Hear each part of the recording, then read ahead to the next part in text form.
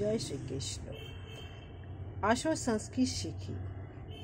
এই ক্রমে আমরা ফলা শিখছি। গত ক্লাসে আমরা র ফলা শিখেছি, ল ফলা শিখেছি, জ ফলা শিখেছি, ন ফলা শিখেছি, ম ফলা শিখেছি। আজ আমরা ব ফলা শিখব। আজ আমরা কব। এখানে যে কোনো বর্ণ আছে, প্রথম বর্ণটা হাফ আছে, এটা তোমরা আগে দেখতে পাচ্ছ। কব, গব, চব, জব, দব, নব, অণ, এটা হ্যাঁ নব, তব, ধব, দব, ধব,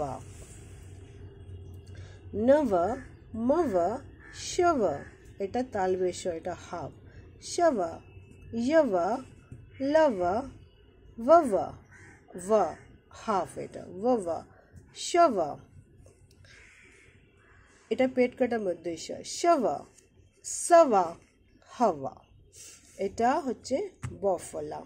তারপরে এটা হচ্ছে রেফ, রেফ, কণ, ক্ষণ, গণ, ঘণ, চণ। আবার থেকে বলছি,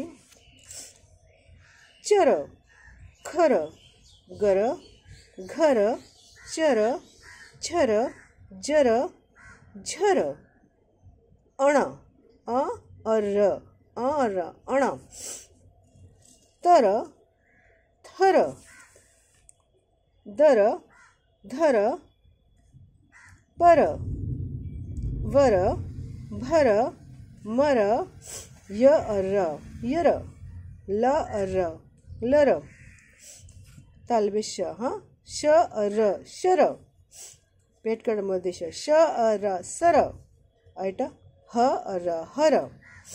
এইভাবে এখানে বলতেই হচ্ছে, যখনও রেফ যুক্ত হয়ে যাচ্ছে, গৌর্যহ, গৌর্যহ, হর্যহ, গিরিহ।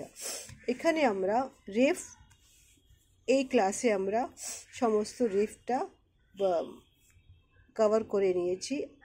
আগামী ক্লাসে, আগামী ব্লগে আমার আবার বিভিন্ন যোগে নানা রকমের বর্ণের আমরা সংযুক্ত পড়ব।